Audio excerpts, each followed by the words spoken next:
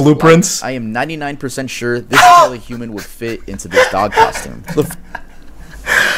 That didn't even cross my mind. I think he's 100% on the money. That would absolutely explain why his legs keep doing some weird shit and also how the tail moves.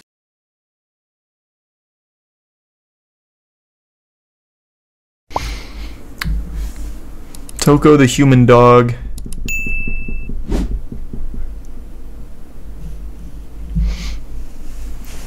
Thanks to the bits XY.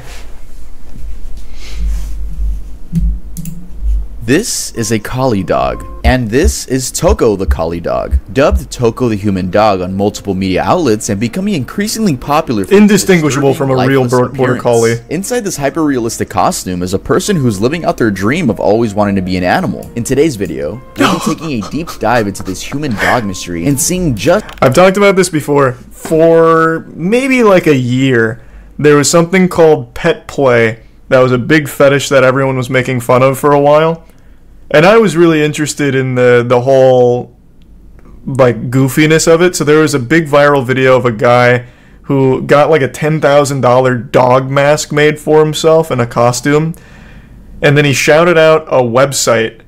And I was like, what the fuck? How many people, like, how could there be more than just one guy? So I went to the site and I made an account just to read the posts. That shit was wild. That shit went hard.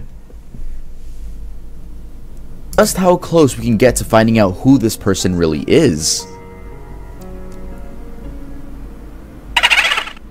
Hey guys, welcome back to another video, and if I could please have your attention for just 10 seconds, and then we'll get right into the video. I'll let you know when 10 seconds is up because we're gonna have a little red bar right here. We have a winter collection over at earldoesn'texist.com, which includes this high quality denim jacket, and we have some other new designs, so make sure to go check out the website. And also my first ever album, Ear Candy, is premiering on this channel on January 26th at 6 p.m. PST, and it's gonna be on all streaming services, so make sure to turn on post notifications, then you can turn them off after, I really don't care. But yeah, that's it. As the red bar over, let's get started with the video. So, where did Toco come from? It all started on April 11th on Twitter when this tweet was posted. It had a video attached and read, "I ordered a costume. Thanks to you, I was able to fulfill my dream of becoming an animal." As I'm recording this, the Twitter video has 1.9 million views, and the topic alone has garnered tens of millions of views on TikTok. But I'm getting ahead of myself. This tweet was actually a reply to Zeppet's tweet, which was them revealing the costume for the customer. Zeppet is an art studio that specializes in figurines, animatronics, bodysuits, 3D modeling, and robotics. They usually get commissioned for films, ads, amusement parks, and other expensive reasons. Can you just commission a studio like that? I made a dog modeling suit at the request of an individual. Modeled on a collie dog, it reproduces the appearance of a real dog that walks on all fours like a real dog. Here they also linked a section of their website where they give a few more details on the costume itself. Huh? The work that Tuv just showed from them looked extremely high quality. Why does this one look so lazy? I mean, I guess it's a really hard thing to do. Can you just commission some fetish shit from a studio like this? They seem very reputable. I'm surprised they would even take that.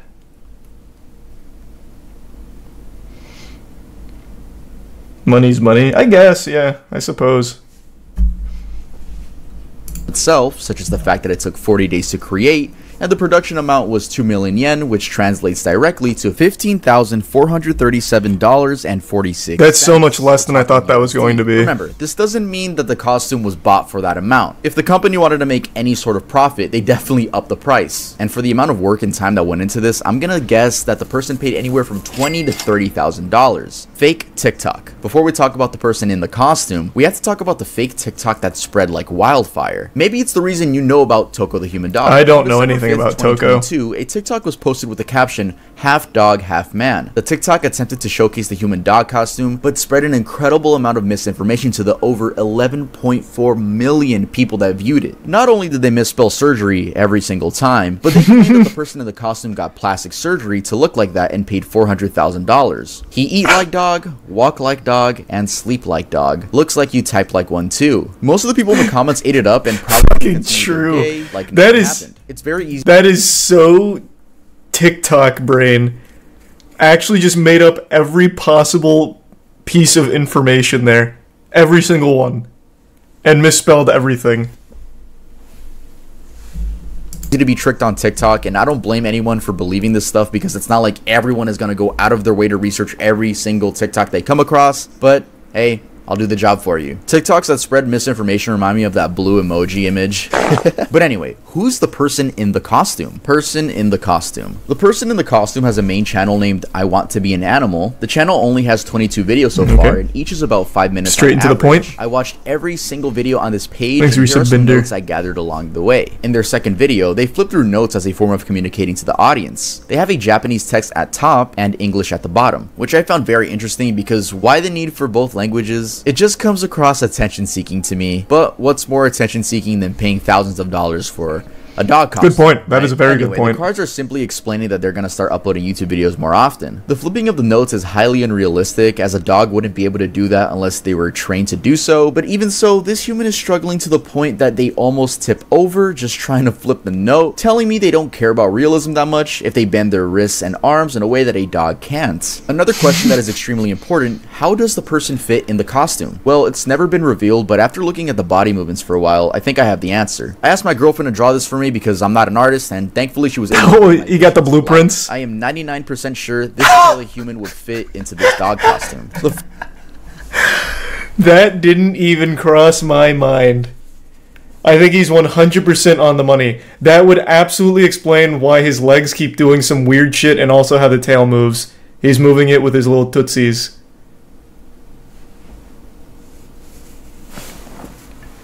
That looks so uncomfortable. It looks so uncomfortable, yeah.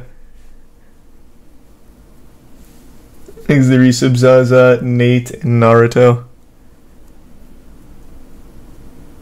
Wow. Front wrists are way slimmer than the ankles, which leads me to believe that that's where the person's knees are placed. I'm sure there are some bands holding the feet up and maybe some other ones holding the torso up, but we'll never know unless the person reveals it. What about the person behind the camera? It's obvious neither of them want to show their face, but they did accidentally show their reflection in the dog's eye for a couple seconds here. They also do show their hands sometimes, and they look slim, which could mean it's a woman behind the camera. The jaw is able to bite down with what I'm assuming is some type of jaw band, but it's so awkward seeing Toco attempt to grab stuff, even though they probably can't even see properly at all. The struggling makes me think the eyes are actually see-through, but everything's probably dark and you lose sense of most of your peripherals. In the video called Rough Collie Played Table Tennis, they strap a racket to the paw using a hair tie or two. The teeth are sculpted exactly like that of a canine's. I tried to find frames to see through the mouth, but it's always pitch black. At the end of the sofa video, you can hear the person in the costume panting, which is very surprising and leads me to believe that it's just an editing mistake and it went over their head because they're really trying to be anonymous. And I'll show you guys the clip, but it comes across just really creepy. God, I hate this Facebook royalty-free music. I mean, it just seems like an extreme body workout to always be on your hands and knees and probably sweating inside the costume. In the video, Why Did I Want to Become a Dog? I'll answer some questions. We get a Q&A. So I'll read you guys some of the most interesting questions and answers. These questions were taken from random commenters, and they're answered with some text at the bottom of the screen. Why did you want to become a dog? I have had a vague dream of becoming an animal since I was a child. Would it be called a desire to change? When I fulfilled that dream, this is how it turned out. Have you ever wanted to be an animal? If anyone else feels the same way, tell me your story in the comments. What was the trigger? I wanted to be an animal. Why? So what was the trigger? It's difficult to answer the question. Why? This seems so uncomfortable. Like the position he has to get in to even do this. At the very least, the pet play people are just dressing up as animals instead of trying to model their whole life around being an animal. Thanks to the resub baller. We're already animals. Oh, wubba lubba dub dub. True. Take that. Facts and logic.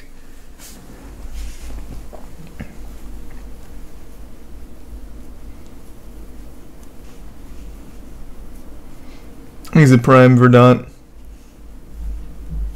A rough collie. The reason for this is because it's my favorite breed and because of its size. I'm particularly fond of cute quadrupedal animals. Don't you think rough collies are cute? The fact that the size gap with humans isn't large was also a deciding factor. Are you tired of being human? Sometimes it's reported that I'm tired of being human, but I've never said that. How did that happen? Other things were reported incorrectly. Beware of incorrect information. The topic is getting a lot of attention, but how do you feel about it now? I'm very surprised because I didn't expect this to happen. How could this have come from a lighthearted tweet I posted? You never know what life has in store store for you. And thanks a lot for all your comments. I'm sorry I couldn't reply at all. I've had a proper look through it. Thank you. It seems to be a hot topic in many different countries. I am interested in how I am being introduced to your country. If you like, let me know in the comments what's going on in your country. The person also talks about what countries their videos are most viewed in and admit that they live in Japan. Have you ever been outside? Not yet. If I had the chance, I would like to go out, but I don't have the courage to do so. One of these days, I'll make a video of it, so just wait and watch. What do people around you think? In the first place, I told people who are really close to me. For example, if I told the people I work with that I wanted to be an animal and I became a collie, they would look at me funny, wouldn't they? If anyone notices who I am, please don't tell anyone around me. Okay,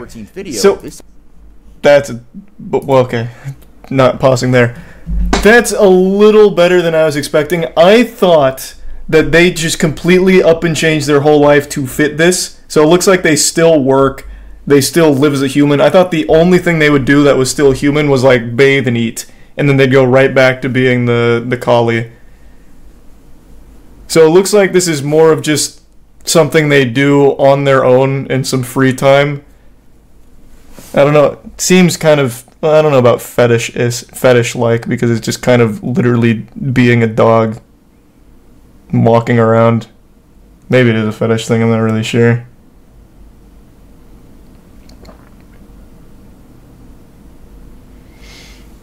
These are the bits, Naruto. Some pet play people will use ties to tie their knees together to walk around like this guy. A hobby. Yeah, I guess it's more of a hobby kind of thing.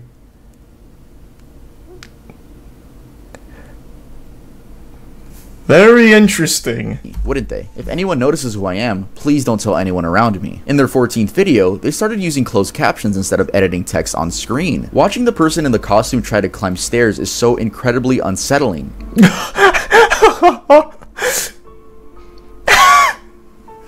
It reminds me of that old what the fuck? Japanese commercial.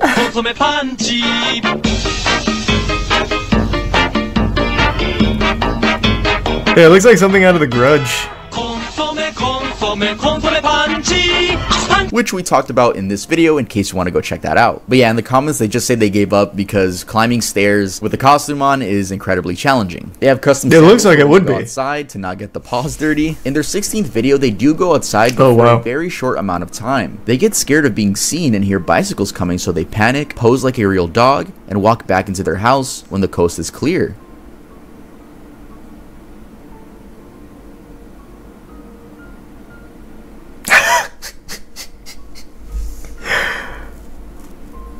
To be fair, I would think it's a real dog. If I was just like walking by and I see this, I'd be like, oh, that's that video. The dog must be going through rehab or something. Video. Interesting. Must have had an injury. In the bloopers video, they present videos that never made the final cut and showed a scrapped jump rope video where Toco was supposed to jump rope. Though, oh my god, what a disaster. And we get a very human-like crawl from Toco for the first time, and it seems like Toco isn't even role-playing as a dog at this point, and it's so creepy.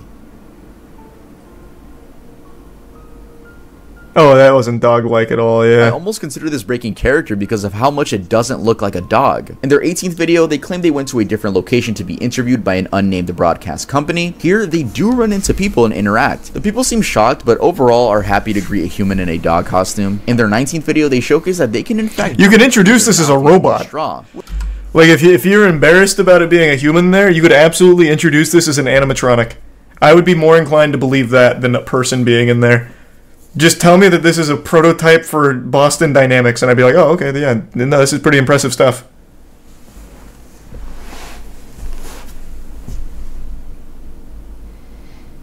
Which means there's an opening in the mouth. They for some reason go out of their way to drink 3/4 of the Coke. We know you can drink it. But what about eating? Well, in the next video, Toco eats food. Or do they? The camera person serves Toco dog food shaped toys, and it's just roleplay from here on out. The camera cuts to an empty bowl, and the audience is just supposed to assume it was eaten. The camera person is also confirmed to be a woman with the caption, "Now she's going to give it to me," from her hand. Their most recent video, which is from November 18th, 2022, is a thank you video for 10,000 subscribers. Or should I say, subscribers? Is that on purpose? They really focus on how popular they've gotten and talk a lot about their stats going up. Again, comes off as loving attention. They also mention a live TV interview, which I never found. Perhaps it only aired in Japan and no one has put it online yet. The Twitter account. So browsing the Twitter account, the main one, at Toco_EV, that had the video blow up, all of their tweets were fairly normal and seemed like Toco was and still is a huge— Hey, Pokemon Unite! Man, maybe I beat their ass so hard in Pokemon Unite, they're like, I'm tired of being a human. This Grease guy just fucking blasted me. I'm gonna be a dog. I'm tired of this. I used to stomp that battleground. I was so reckless in there. No one was having fun when I was playing. Of the Nintendo Switch game, Pokemon Unite. We even got to see a setup picture. Very clean. Keep in mind, that's the only IRL image that Toco has posted. Maybe the big tier 3 a human. Mog. I don't know how else to say it. But we can see their human height here. The Bits Wolf. We can't actually identify it. I'm sure someone's going to do it. Someone's probably going to somehow calculate Toco's height using this image, and if you get it right, I applaud you. Anyway, being a big fan of Pokemon Unite, they actually streamed a ton of it on YouTube, and the best part is Toco still streams. In fact, they're more consistent with the streams than the dog channel, but even better is they use a mic in their streams, so that means we get a voice reveal. はい、独特ワードだけど交代読みってことで、さあこいつは天然なんで、天然じゃないんで起点。 So out of my entire research that they sounded very happy. I would have imagined that, like, the person doesn't like being a person, which is why they retreat into, like, the animal thing.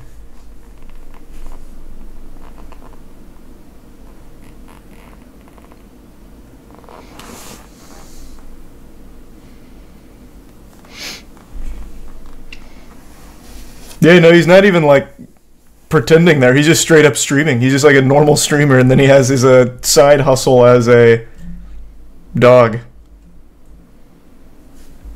That I've done. Here's a quick recap of what we know about the person in the costume. They live in Japan. They always had a dream of being an animal. They love the attention. They have a camera woman. They don't care about realism. They're a huge fan of Pokemon Unite. This image is the closest IRL image they posted. This is their voice. なんかこれもったいこっちから見ると結構もったいない使い方してるけど。 They're very shy about people close to them knowing they want to be a dog, and they're very scared to go out in public. And a little bonus fact that I noticed is that their favorite Pokemon is Eevee. So, is this a case of a person being stupid with their money, or just someone getting what they want because they have enough money? Could mean the same thing. Probably the latter. Isn't hurting anybody besides maybe giving, people some nightmares. I say let Toco do what they please, and we get that creepy entertainment. I might just hit up Zeppa to make me an Earl costume. But yeah, I think we have a right to judge people based on he's right. It's harmless. Posting it on the internet, very odd, seems like they but want harmless. Attention. But honestly, who cares what you do with your money? You know what they say, YOLO, right? But yeah, that's gonna be the end of this video. Thank you guys so much for watching it. I'm sorry for the inconsistent uploads. I really am. I was finishing the album and it's gonna be out, so I'm back on the YouTube grind. I know I say I'm back on the YouTube grind a lot, but I'm just gonna zip it and just actually show you guys some work. In 2023, I want to make more. How's it attention seeking though? Topics, because I guess from the videos, topics, like the dark stories I haven't seen them though. The dark of YouTube. I don't know. Those are very broad topics. In 2023, I do want to focus on more specific topics. Like for example, this Toco video. If you guys liked it, let me know if you guys like more specific topic videos. I loved doing research on this, so I hope it performs well. And Ear Candy debuts on this channel on January 26th at 6 p.m. PST, and I'll see you guys next time I upload. I think Tubbs absolutely right. Probably just a case of a guy having so much money, why not spend it on something goofy?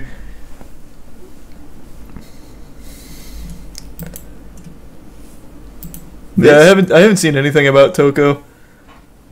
Pretty strange. Interesting.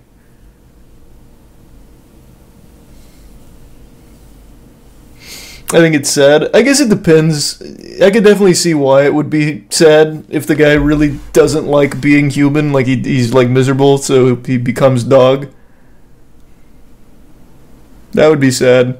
But if it is just a guy who's like, man, I have fucking $20,000 lying around, wouldn't it be cool to have a dog costume?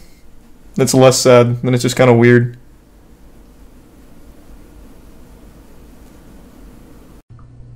No, oh my god, don't even tip. He's made something on the Back to the Future ride. I'm gonna be watching fucking Defunct Land all night at this point. Back to the Future ride was my favorite ride until it was gone, and then it switched to Men in Black. Back to the Future ride was such a fucking banger. Last Defunctland, and I swear to God, this ride was so good. Oh, it was so good. And I was just a huge fan of the movies anyway. So this had a special place in my boners. Great Scott. My name is Kevin Perger, and welcome to another edition in Defunctland. The bit's clumsy and squidzy. For context on this series, please visit thepurge.com with the link below. You know, Andrew that makes those videos is the one that's in the videos we make at the warehouse, squidzy, right? First, no voice modulator. I've been trying to perfect this for the last 10 or so videos, and apparently I was just making it worse. So while this voice seems unnaturally high to me, hopefully you like it better. Also, we have a subreddit now. Please go subscribe to it so we can have post-episode discussions, more suggestions, and we can find more people to visit Defunctland. I will also be placing polls here from time to time, the first of which is for what we will name the land that Pretzel Dark Rides and Superstar Limo are currently in. If I find that a majority of you prefer Facebook, I might make a Facebook group, but I'm trying out the subreddit first.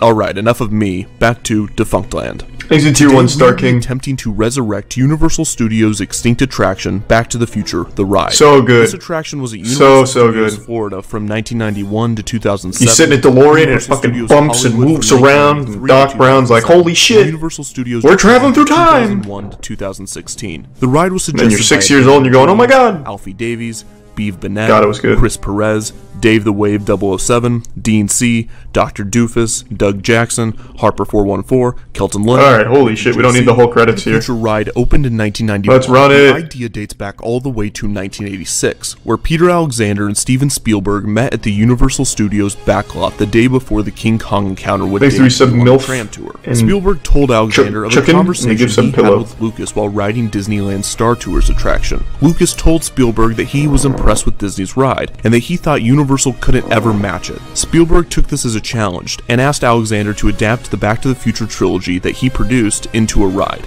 The idea of a Back to the Future roller coaster had been thrown around, but never developed. Because Universal's creative team realized that the coaster would move too fast to tell the story effectively. However, the idea of a Star Tour style Tier 1 Blake and give resub King and give sub With Pasta the approval Boy. of Universal, Peter Alexander and his team began production on a Back to the Future simulator.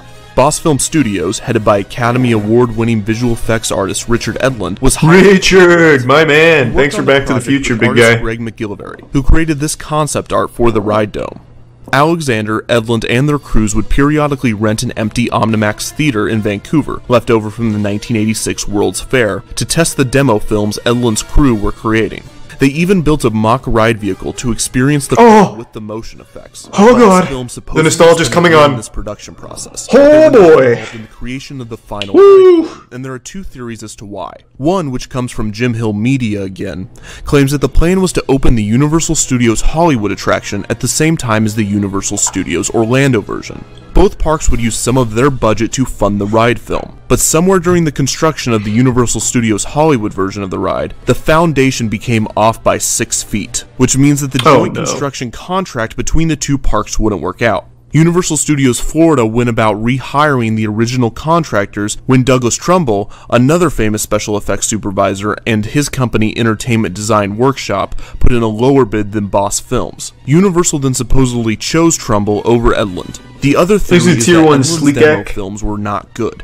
Producer and screenwriter of the Back to the Future trilogy, Bob Gale, apparently claimed that it was absolutely terrible, because instead of an original story like the one that we got in the attraction, Edlund's film was essentially a flyover of the pre-existing story and sets from the movies. It was also said that Edlund's film had a weird fixation on blimps, and many different styles of blimps were supposed to fly around. That's a weird fetish. At some point, whether it be I'll make the Back to the Future ride, but only if we can have blimps. Doc Brown was to have an evil twin brother that would serve as the antagonist, an idea that was changed in order to have a stronger connection to the movies with Biff. Regardless of why Edlund's film never came to fruition, the movie Tier 1 Angel might have been a good idea, because the ensuing ride film was fun, exciting, and technologically impressive. The 4-minute ride film was shot on 70mm film and was to be projected on an 80-foot diameter Omnimax dome screen.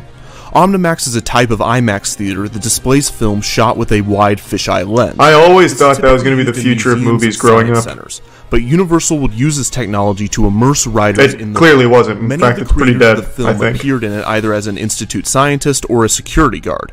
The DeLoreans would of course be hydraulically powered and programmed to move with the film. Takes a tier 1 that Universal expected to cause motion sickness among many visitors, which actually didn't happen. Riders instead became incredibly thirsty after the ride, which Universal solved by adding water fountains near the exit. God damn it! And Universal had constructed the largest ride simulator ever created. It's so cool! Universal MCA began promoting it was such a good ride in 1989 through the Back to the Future trilogy's anniversary publications, but the ride film wouldn't be completed until 1990. By now, I think we all should know the disaster that was the opening of Universal Studios Florida. I wouldn't call it a disaster. Bill Cosby was there, and he's never had anything go wrong. The 1991 opening would be pushed back to May to avoid another embarrassing tier 1 cipher. The attraction did begin technical rehearsals in the early months of 1991, and 600,000 people had already tested the ride before its official opening date of May 2nd, 1991. And this was another star-studded premiere for Universal Studios Florida, but this time it wouldn't be embarrassing, because the ride worked perfectly. Yeah, it's cool. The actors and crew of Back to the Future were thoroughly impressed by the ride, and so were the visitors. Universal Studios Florida had been struggling to match Disney MGM Studios at this time, and Back to the Future caused a surge in summer attendance. It's a good MCA claimed that they had topped Disney for the season in attendance, even though a lot of their visitors had free passes due to the technical failings of the past year. Regardless, the Back to the Future attraction, that took nearly 5 years from concept to completion and $40 million to make, had salvaged Universal Studios Florida. Movies have it was so good too. Supernatural to the limitless ocean of outer space. Even earthbound exploration makes a quantum leap in time in the 1990 release Back to the Future. No more Defunct Lane after this one. The last one.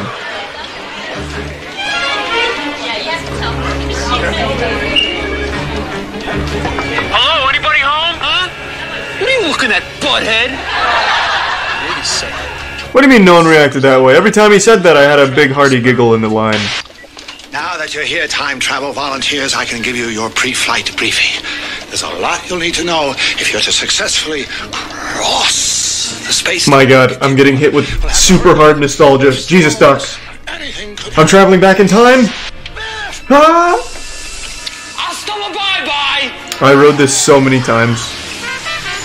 I'd make my parents just do circles. We'd do the ride once, get right back in line, run it again. Do that 3 or 4 times. I love this ride. Brown's Wonder Car and enter a new dimension for the most awesome ride of our shit. lives. The Back to the Future ride was the most staffed ride at Universal Studios, requiring 35 employees to guide guests to the cars, buckle them up, and ensure the ride went smoothly. However, the ride was very simple to start, and took just the push of a button. Guests wait outside the Institute of Future don't really have good motivation for your problem, but just think, what would Doc Brown do? Trilogy, as well as the new footage of Doc Brown with other scientists and his other inventions. Once inside the Institute, it is explained to them that they would be volunteers in one of Doc Brown's time travel experiments. They were also informed that Biff, who had escaped from 1955 in Doc Brown's DeLorean, is somewhere in the space-time continuum. Doc shows images of his new 8-passenger convertible time machine, a way to explain the ride's we watched pretty much all of BattleBots. Unbeknownst to Doc, asking the guests where the time machine is. Then, Heather, a receptionist at the Institute, and the same actress that played Spike in Back to the Future Part 2, tells guests to Oh, interesting. I never noticed that. Doc, who has been locked in his office by Biff. But then again, I'm not like a Back to the Future lore expert either, to be fair. Continuum. Just like the ride a lot explains that he in the movies. needs the guests to travel to 88 miles per hour and bump Biff's DeLorean, which would open a time vortex that would send them back to the Institute. Guests are given some safety instructions before being guided into their DeLoreans. Once the doors close, the DeLorean hovers, speeds up to 88 miles per hour, and leaves the Institute. The Omnimax Dome created an incredible... I hope he plays the entire video. The DeLorean had it's so good. Tricky movements to sell it as well. The experience seemed as though the individual guests' cars were alone, but this belief would be broken if guests simply turned their heads to the left or right. They would see 3 other cars. There were actually but nobody did that. It was like Knight's Honor. It's 2 domes. Don't ruin it. 3 tiers of DeLoreans, 4 per step, so each had the best possible view of the Omnimax screen. Also, the 2 separate domes ensured that the ride would never completely shut down. Doc and Biff frequently appear on the DeLorean screen as the 2 cars fly through time, visiting 2015 Hill Valley, and oh look, it's a styrofoam cup left on the model table. They then crash into the clock tower and visit the you ruined the ride for me, I hate it now. Period, where they encounter a dinosaur and a lava fall. Biff loses control of his DeLorean and begs Doc to help him. The guests are able to successfully sending both back to the Institute, where Biff is taken by security. Doc thanks the guests and reminds them that the future is what they make it. The guests leave the Institute as the song Back in Time is played. Outside the Institute there were replicas from the film, such as the hoverboards, as well as one of the modified DeLoreans and the locomotive from the third movie. As I said, the ride was a huge success and a fan favorite. After problems with the construction of the Hollywood version were revised, the California attraction opened in 1993. Who cares about that? The Japanese version of the ride opened at Universal Studios Japan. So why did it close? Well, theoretically, the lifespan of the ride was always limited, as they did travel to the future of 2015. So if the ride would have survived long after that, it would have seemed outdated. We've never seen 2015, though. In the movies. The actual reason is that Universal wanted to move on to newer franchises, as they did with Jaws and Confrontation and many of their other I'm glad they kept the Mummy ride, though. That ride's still so good. Decided to shut down one of the two domes of the ride in 2007, claiming to be looking into future opportunities for it. The ride officially closed in Florida on March 30th, 2007. Thanks, Prime Slammer and version Reset received more of a proper send-off, and with Max. Christopher Lloyd and Bob Gale present at a special event to count down to the ride's closure and give away a DeLorean car. The Hollywood version officially closed on September 3rd, 2007. However, the Japan version of the ride wouldn't close until May 31st, 2016. The future rides in the United States will be replaced with the Simpsons ride, a ride that followed a similar queue, plot, and ride experience, this time only themed after The Simpsons. A few notable differences are the move away from Omnimax to overlapping projections, as well as the less jerky, more smooth motion of the ride's cars. Also, the new ride would be completely animated, while Back to the Future's ride filmed used stop-motion animation and models to pull off its effects. The Simpsons rides would officially open. I don't even think I've ever been on the Simpsons ride. The Japan version of the ride would be replaced with another simulator attraction, Despicable Me Minion Mayhem, which can already be found in the United States parks. The Japanese version of the ride opened in April of 2017. My God. While Back to the Future the ride can no longer be found at any Universal Studios park, it does live on in a few ways. One is an incredibly depressing cameo of Doc Brown in the pre-ride video sequence of the Simpsons ride, where he appears attempting to borrow money in a desperate attempt to save the Institute of Future Technology. Another way is the DVD I appreciate that. Thank you, Nebus. Sometime around 1993, an employee of the ride recorded the entire attraction, including pre-ride and on-ride footage, and began selling bootlegs of it, some of which can still be found online today. 2 years after the Back to the Future rides closed in the United States, Universal decided it might be a profitable idea to release all of the ride footage on a special version of the Back to the Future film. The released film is unfortunately pretty terrible, because it is cut down or cropped quite a bit from the IMAX version, has lost frames and has flickers, and includes a horrible, inaccurate virtual dashboard of the DeLorean. That said, there are people on the internet attempting to recreate the original IMAX reel, and they are also doing some other interesting things that I'm going to talk about in a moment. What? So that is the history of Back to the Future. Wait, so we have like some serious Back to the Future fans out there. Question, which is Defunctland a real thing? They're just rebuilding the entire ride from scratch. But I want it to be. And I think I found a good way to do this that wouldn't require on how to improve the park. Because this is going to be our park. I mean, you guys... this is about the overarching project that he's taking on. Thanks to the resub droid.